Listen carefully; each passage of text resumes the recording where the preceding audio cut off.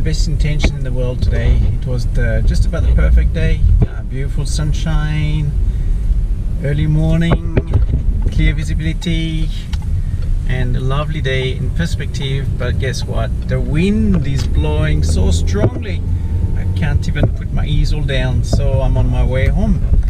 And then what I'm going to do is, I've been wanting to do my little review of my pack when I go plein air painting, so I'm just going to go through and show you what I pack, and then also go through my little portable design for my paintings when I'm finished. So I'll see you guys in a few minutes, and hopefully we make something worse of this little beautiful day, and better luck next time. So I'll see you in a couple of minutes when I'm at home.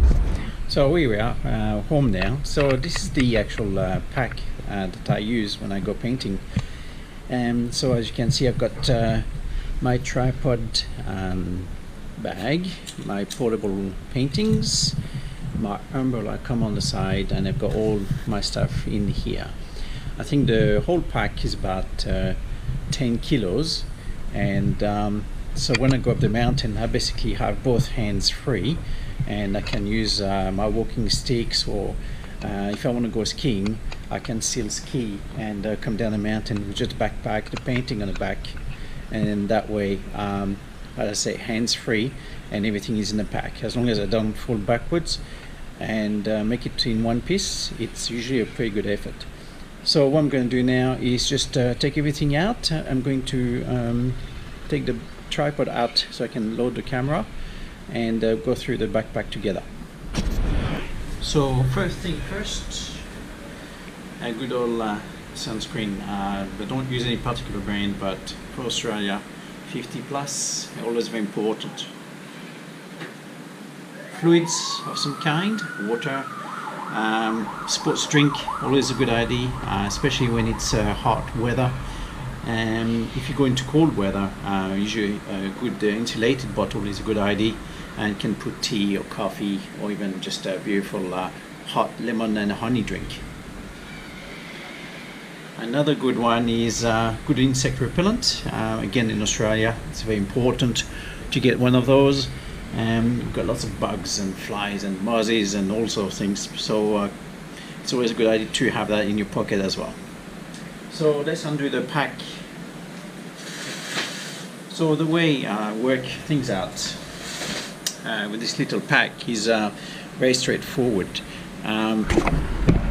We have so I'm going to unclip the first bit,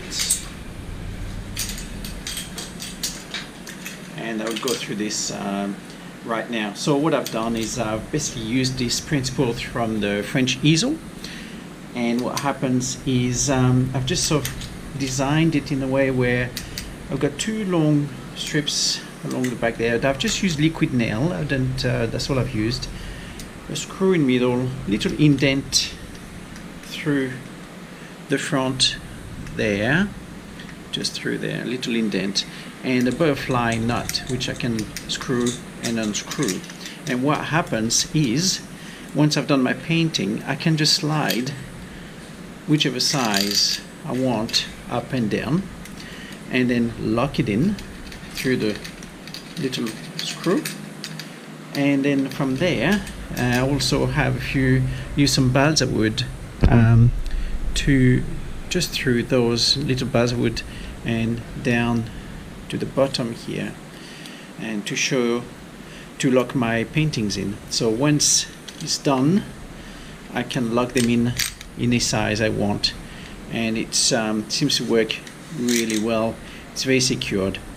So if anyone's interested, I can show you the there's no real plans. I think this is about 50 centimeters long, and what I've done to carry is I've just put a little hook underneath there with a ring, and on the other side just put a little plastic adapter and a hook, and then I can just clip onto my bag very easily, and it won't go anywhere.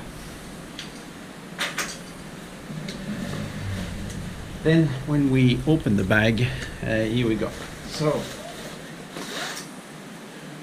brushes, good old set of brush. I recommend to have a good case with that.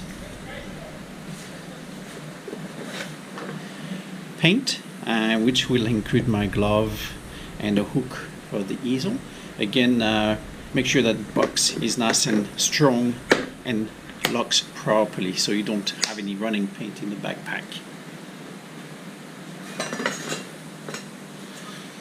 Paper towel. This is my favorite tool, thanks to Tom Hughes. He uses this against his easel to draw lines, and the way it works is very straightforward. It's just a piece of steel, aluminium steel, and with a little bolt on the top there and a screw just to the top there. And what we do is rub some rubber band around it, so when we hook this against the easel, it doesn't slide anywhere, it stays nice and still, and that's really practical. I'll show you a little bit later.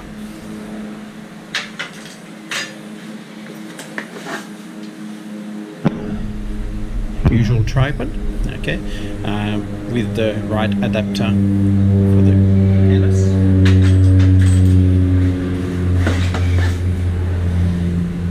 Not doing any advertising here, but this is the my Strata easel. I've had this for this is my second one. I've had it now for a year. I've had before that, I had the bigger one for 2 years, and those have been everywhere in Europe and never ever had a problem. Super practical, easy to keep clean, super robust, and been taken anywhere. Fantastic. Obviously my boards, okay, I put 3 different size boards, 20 by 30 I think, and now, as you can see, I recycle my boards because I'm never really happy with the work. That's a 40 by 20 and 30 by 30, so 3 different size boards just to give me a few alternatives in my work. Good old apron. Another one of my favorite tools is my brush holder. I got that from Easy Brush Clipper, and it just makes your life a lot easier. Just one less things to carry around, but just hooks it in, get those brushes in, and they won't go anywhere, you won't lose them. And of course, turp jar, which can't go without it. So now I'm just going to put my easel up, and you can see the final product.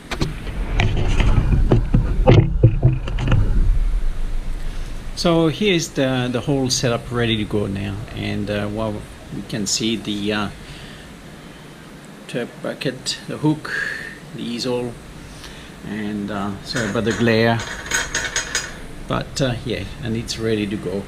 My brush holder has been hooked on, and my little ruler mold stick is ready to go as well. And the way it works is very straightforward. You basically, when you paint, you can hook this onto the side of the board or my brush holder, but usually if that happens, I will just move this down and bring my brush holder a little bit lower down so it doesn't interfere. I can hook it onto the side of the leg, but as you can see, I can just slide my little mold stick sideways, obviously bring this the size I want, and I can just hook this in that position, for example, and then from there I will just use my brush and flick through and just give myself a nice straight line, either horizontal, or if I want to do vertical, I can go underneath the easel and just slide my brush down that way and rest my finger on the top, and that way I can still make a nice straight line without touching my painting. So here it is. I'm gonna repack the whole thing again, and I truly hope you found this helpful.